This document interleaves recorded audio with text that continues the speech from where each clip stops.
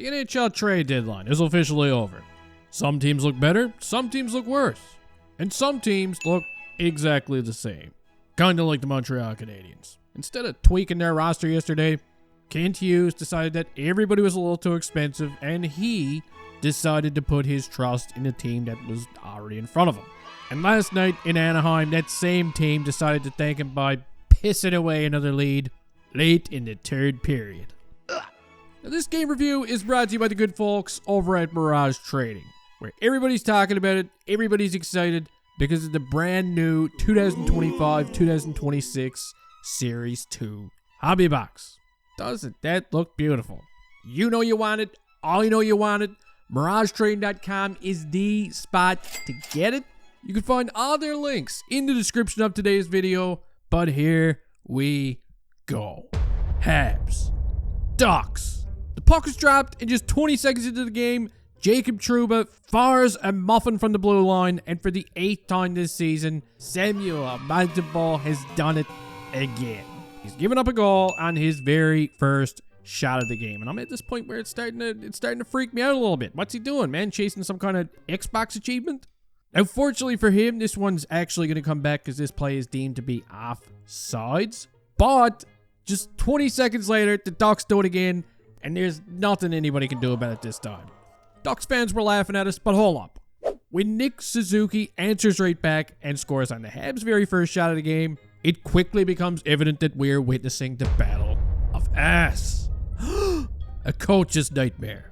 Of course he's laughing. How can you not laugh at this shit? A couple of minutes later, the Canadiens get to go to work on a power play, and Lane Hudson pulls the Habs ahead to make it a 2-1 game, and I thought that was a bad one. And the floodgates are just open.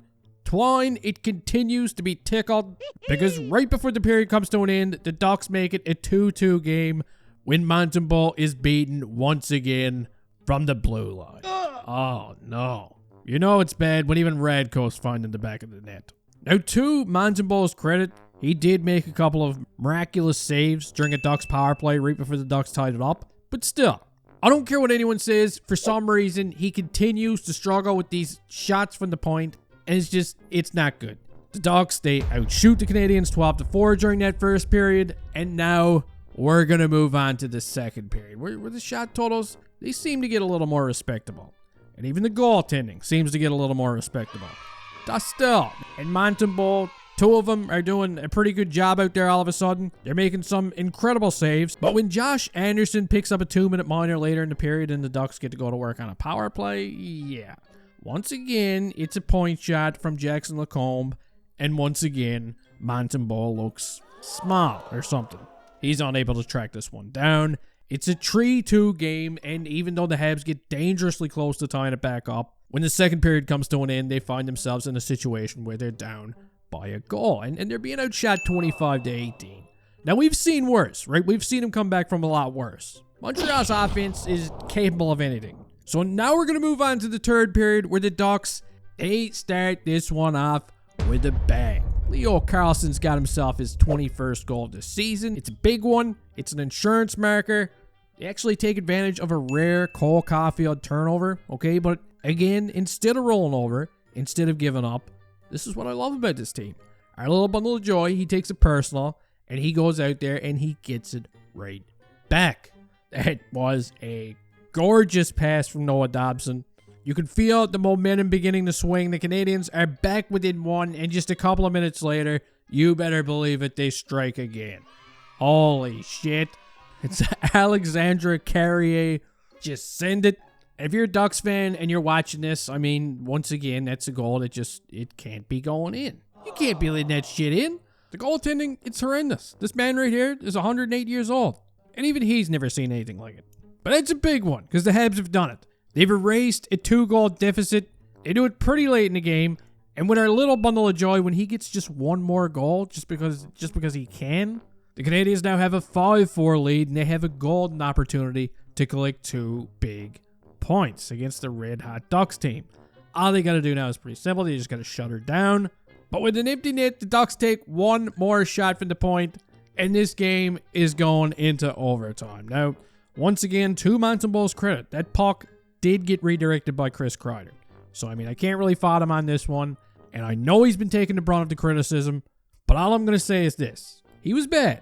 But if you think the Habs defensemen were even remotely good last night in front of him, then please give me some of the glue and the Sharpies that you've been sniffing, because this was truly a horrendous showing from the Montreal Canadiens. But anyway, overtime, it begins.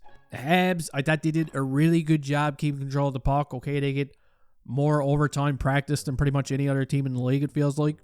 They even get a full 2-minute 4-on-3 power play. However, this game heads to a shootout, where the Ducks win it in round 6. Alex Killorn is the hero. He goes upstairs on Samuel Montembeault. Ladies and gentlemen, your final score of the game is 6-5 Anaheim. In Montreal's last 2 games now, they scored a grand total of 10 goals. They got 10 goals in their last 2 games, but somehow they managed to lose 2 of them. Dolby was not good against the Sharks. Montembeault was not good against the Ducks. Tonight, they're going to be right back in action again against the Kings. And I mean, what do you even do at this point? What do you do? Dolby is obviously going to get the start. But what everybody wants to know is when are we going to bring him back? Look at him. We need him, Kent. We need him. So let's go ahead now. Let's take a look at the updated standings.